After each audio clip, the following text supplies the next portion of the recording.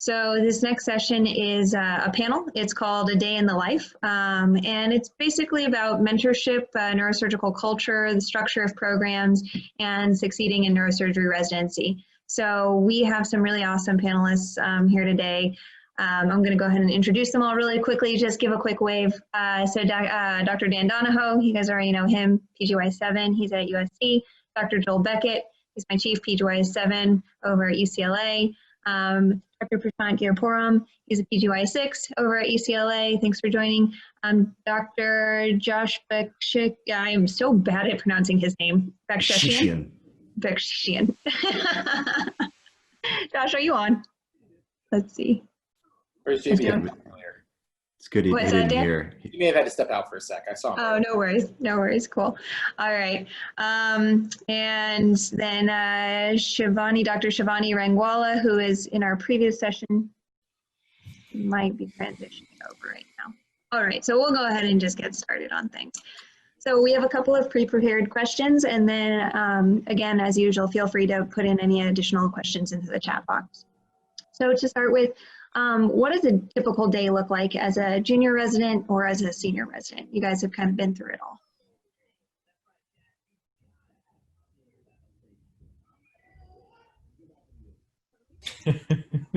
Nice. Sure. So as a chief resident at the county, we are the most senior neurosurgery resident on the service. So we'll typically start rounds at about 6:30, 6:45, go over some images, and then walk around and see each of our three services. We'll be rounded on by a separate chief. So typically the PGY2 will present the images from overnight and review them with the chief resident, with the interns and other PGY2s, sort of in a round circle fashion for teaching. If it's a real day for me, might have gone for a run at 5 in the morning. That happens about 12% of the time. So the other 88% of the time it's not successful. And then depending on what day it is, you might have the OR that day to do any number of cases. You may be on call, you may be in clinic, and it'll kind of just play out based on that. As a chief, you know, if you're in the OR, certainly by this point in the year, then our junior residents are fairly adroit at setting up the cases. So we'll just go and sort of oversee and check their work, and then kind of leave them to make sure that the details will get done, because we trust that they'll do things exactly as we would if we were there. And then if we're operating, obviously we'll execute the case that we need to do. If we're in clinic, those are usually in the afternoons at the county. So you might spend the morning looking at some of the patients or doing admin tasks, that kind of stuff. And then your day will end either with running the list, or sometimes just walking around on the patients, or just chart checking them, depending on sort of what your service is like for that day. And then if you're on call as a senior, as a chief at the county, you're basically coming in to do cases, and that's about it. And it could be, I've had calls where I've done 0 cases. I've had calls where I've done 6 or 7 cases in 24 hours, and it just could be anything in between. So that's the joy of being there. Yeah, I'd say I'd agree with basically all those points. We have similar experience at UCLA County. What makes a chief day particularly hard, I would say, is when you're kind of getting hit by all of those things. That is your administrative duties. You have a lot of emails. There's a lot of things that need sorted out. You're kind of the sergeant or whatever, if you'd want to call, of the service, right? You have some attendings that, are kind of the, if we're using the military analogy still here, the brass kind of at the office. There's a lot of, questions and things that need to be answered sometimes, administrative duties, scheduling, stuff like that. Say if you have a really large case that day, but you also have on-call cases overnight. So a hard chief day, I would say, never really ends. Like that would be a typical chief day, like what Dan said, but to make that the hard version is that, say we'll start at the nighttime. We'll start at the night. Let's say you just walk around it. It's 8 p.m. Finished your scheduled cases. It's 8 p.m. You walk around, the night person's here. You make sure that everything's clear there. You sit down on a computer, you have like 4 schedule changes to make for the residents, right? And so you have to try to get a hold of the residents, you figure out case coverage, etc. You're just about to go home, you get home. Your son, if you have one, like I do, is already asleep. Your wife's like, oh, good to see you. How was your day? All of a sudden you get a call from the junior, red line. You're like, oh, it's good to see you. I almost got in the shower. I didn't. You go back. You're in the hospital, do a case, you know, let's say that case ends at, you know, whatever, 2 a.m., 3 a.m. Then you're kind of at a crossroad. You decide, well, I'm rounding at 6. Do I go home or do I sleep on the futon in the lounge, you know, or the resident office? And so you can, you know, decide what you want there. And then 6 a.m. comes around and you round. You do your rounds. Let's say you have an aneurysm that day, or, you know, 2 aneurysms or something, a big day. So you're kind of battling in your head what you had the night before, the administrative things that are left over, and planning this big case that you've been thinking of. And then with living with the very real possibility that when you finish at 8 p.m. again, the exact same thing could happen. So what you become adept at there is managing your time, managing your abilities, you know, sleeping when you can. And, you know, by the time you're chief, you've had 7 years of, you know, experience to try to figure out those things. So you're pretty good at it. But that is what can make it a hard day.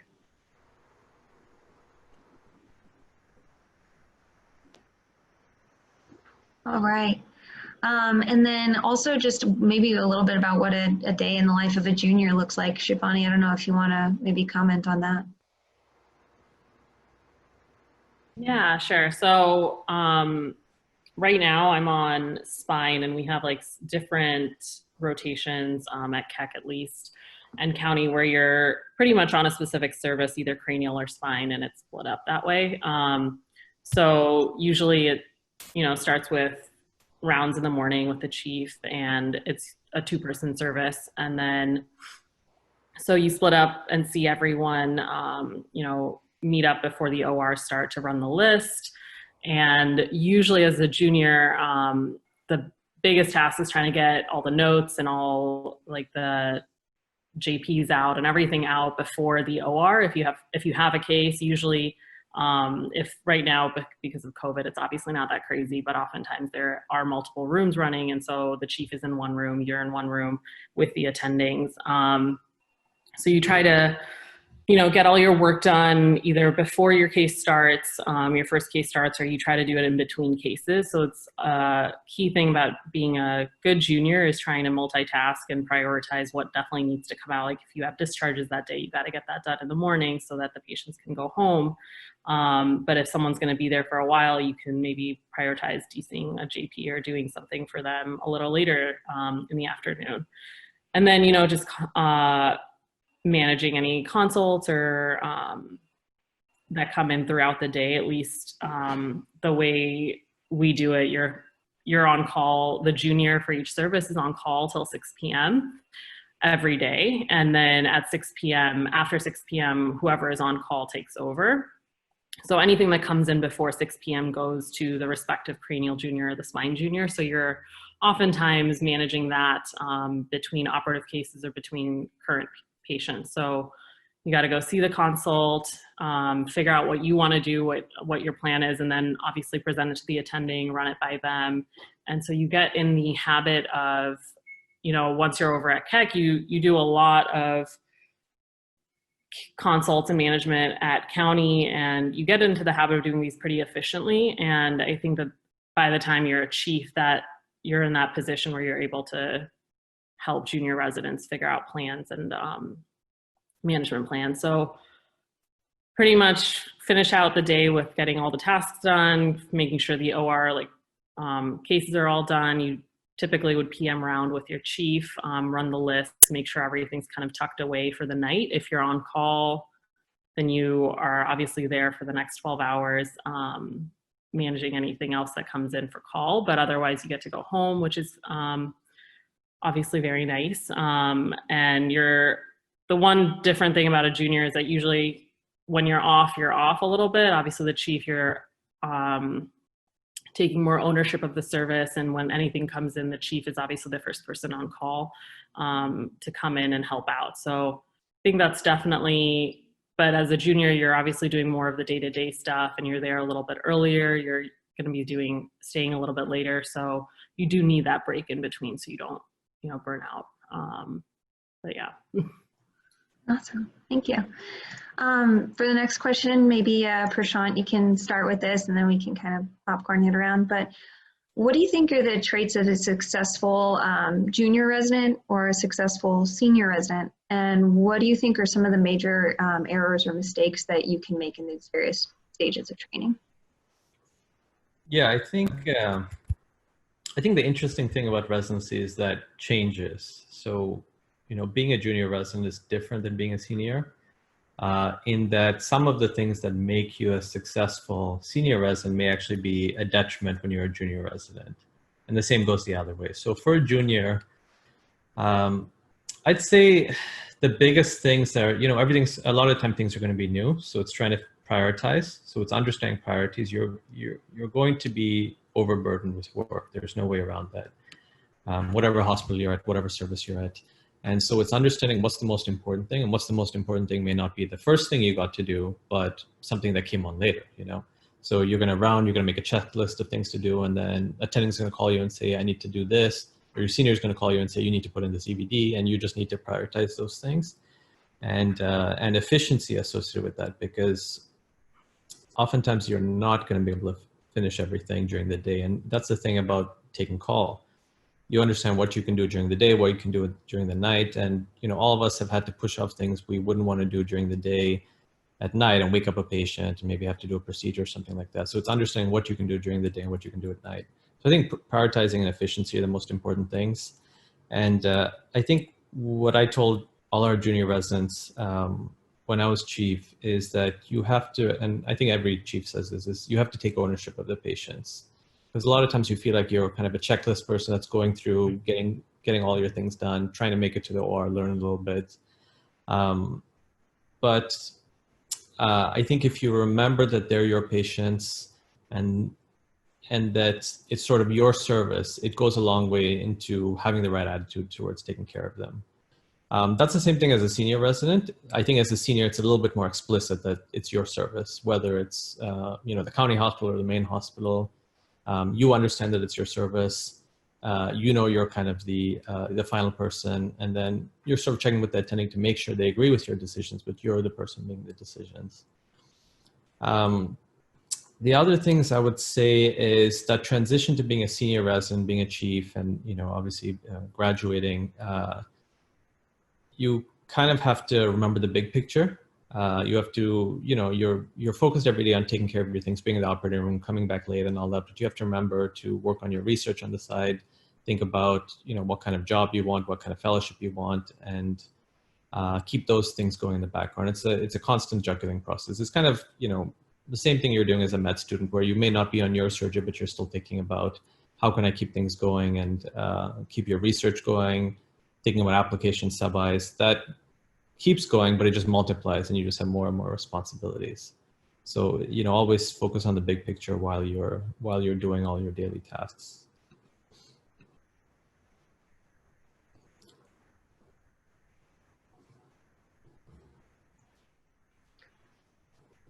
Joel, I don't know if you want to comment on any like major mistakes that you can make as you become a more, you know, a more senior resident as a chief, things like that.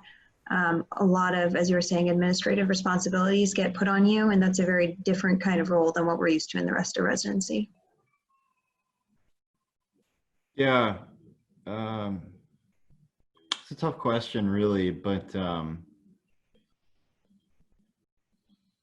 I think as you become, I mean, one of the changes that Prashant really kind of outlined, and that when you become a chief, how you manage the time, because truly the chief has more responsibility than the junior, obviously. But how you manage that is that you rely on the junior team and your support team to feed you kind of Cliff Notes information. So you're not the person who's going to be like scouring the chart necessarily, looking at the vital signs for the last 24 hours. You're not, you know, you don't have the time to do that for every patient, plus all your other duties. So you really need to rely on the junior residents or your NPs or PAs or interns to give you good information, dependable information. And so, you know, sometimes depending on how junior or how inexperienced your junior resident is or whatever, as a chief, you need to be cognizant of people's capabilities. And that can be a mistake that can be made, is that, you know, the services switch relatively frequently, and sometimes, you know, especially for interns, and sometimes you get a brand new intern that has never really done your service. And so you need to be very cognizant of what mistakes people can make, and then turning that onto yourself, you need to be very cognizant of what you don't know, especially as you get more and more information or more and more responsibility as a chief. So, you know, I would say that the real kind of risk avoidance, and everybody who was in kind of the small group beforehand, this is in the same vein. It's basically, you need to know what you don't know. And that's a hard thing to, you know, that's a kind of a hard thing to conceptualize, like how to accomplish that goal. But you really need to see the forest before you see the trees. You know, really try to build an understanding of what you're trying to accomplish, what things are important. And the better visualization you can have of the whole picture of patient care or of a surgery or whatever, the more apt you'll be able to kind of pick out where the dangerous or risky or potential error points are. As far as administrative duties, you know, some people are really good at administrative stuff, some people are not. You just have to do it. You have to stay on top of things. Or administrative duties are highly organizational. So if you're not very organized, you need to start becoming more organized. Calendars, emails, stuff like that. And yeah, you don't get a lot of training in that in residency necessarily, but it is important. That's really it. Thanks, Joel. Appreciate it. This question is for anybody on the panel. And it's something that people think about a lot in medical school, in residency. As a junior attending, I'm sure you even think about this, but how do you successfully find a mentor in residency training, an attending mentor, or even a more senior resident mentor in training? And what qualities do you guys look for that makes them a really good mentor for you? And then conversely, how do you start becoming a good mentor for others as you become more senior in training?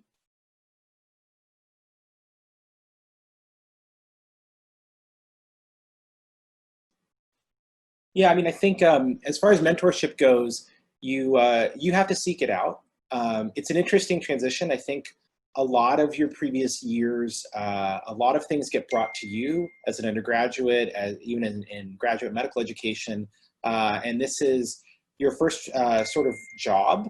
And at the same time, it's the first time that you need to continue to be an adult learner and to really seek out leadership and seek out guidance from other people. And that's, you know, something that, to the extent that I have done that well at points, it's been very rewarding. And to the extent that I've looked around and I said, oh man, you know, I really don't feel like I have a lot of direction in this. Really, after a pretty quick introspective bout, it's like, well, gee, guy, like, why don't you have a mentor? It's because you haven't done the work of going out to ask for it. Because everyone's busy and people are very compassionate, but they have a lot of priorities. And that's not a sign that people don't care about you, but it is a sign that you need to do a lot more of the heavy lifting and hard work on your own behalf during residency, and people will meet you halfway, but you have to take that step too. And I think once you have that realization that people aren't being standoffish, but you have to show that you're willing to put in the work, I think those are the times that I felt, you know, the most fulfilled and happy with that. And to the extent that I haven't, I think a lot of that blame I would put on my own shoulders.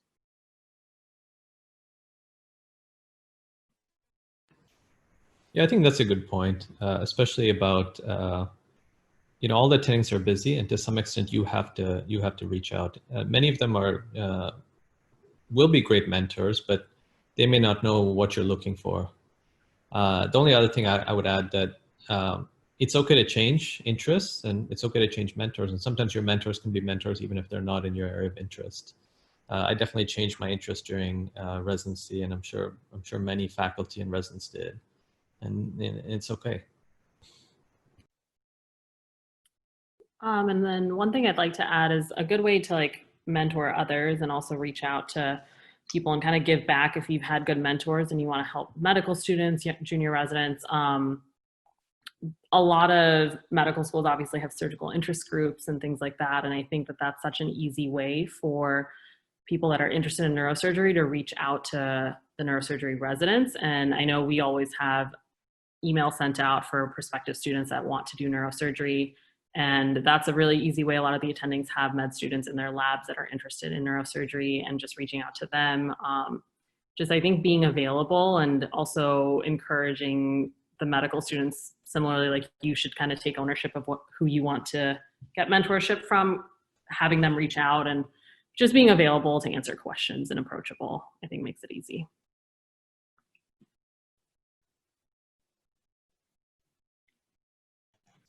Awesome. I think we might be able to get in one or two more questions here. One of the questions that was asked is, as you guys have ideas for research or things that you want to pursue in residency when you're in medical school, how did you guys kind of, I don't know, formulate that for yourselves, and how did you end up actually pursuing it once you got to residency? Or did those ideas change and you just decided to scrap it all and do something completely different?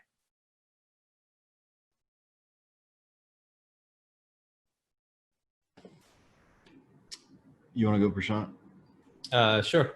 I was just going to say I'm packing up my stuff right now to move, and I've found lists and lists and pages of stuff that I was going to work on and never did. So I think we all have so many ideas that we never get to, in paper, electronic. It's kind of all over the place. But yeah, I mean, write it down. There's so much, you know, I have stuff I wrote down as an intern on the ICU service that I'm finding now. And yeah, I can't even remember when I wrote that, you know, or I can't remember what I was thinking when I wrote that down. But yeah, keep track of it. And if you have an idea, you'll find a faculty willing to work with you, and they'll be excited if you come to them with ideas instead of them coming to you with ideas. So keep track of it, and you just have to find the right time when you're not, you know, stretched too thin. And sometimes the right time may not be when you think of it, but a year or two later.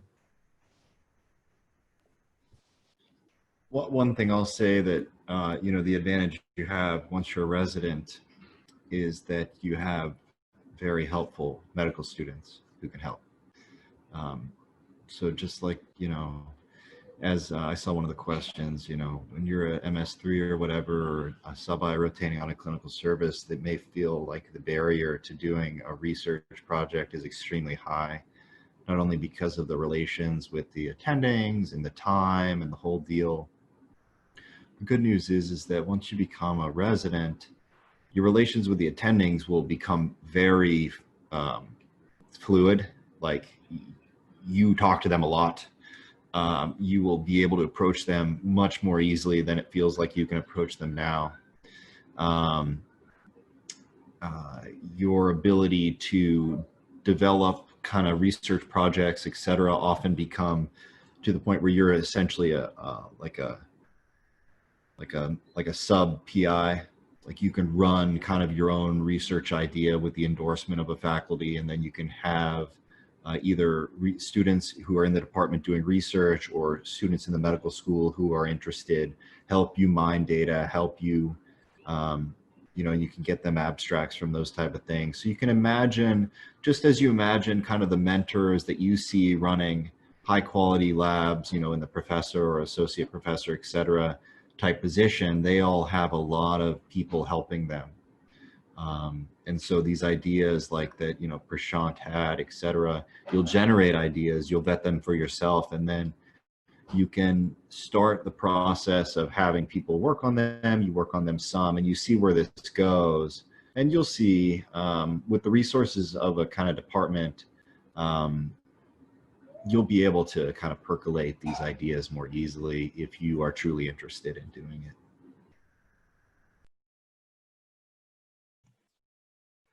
Thanks, guys. I think that, let's see here. So Carly was asking, oops, is there a little feedback? Hold on one second here.